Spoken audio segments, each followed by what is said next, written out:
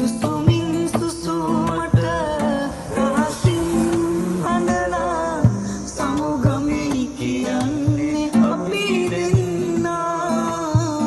සිත පිරි මගේ දුක ඔබට කිව්වේ නෑ. ඒ රිදුමන් දුක වැඩි හින්දා තාමත් අපි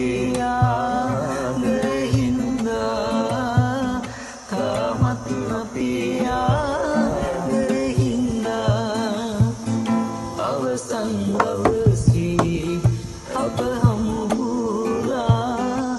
උඩතුරුේ මා හිස හංගා කඳුලින් ඉදුමන් තුරන් කරාලෝ.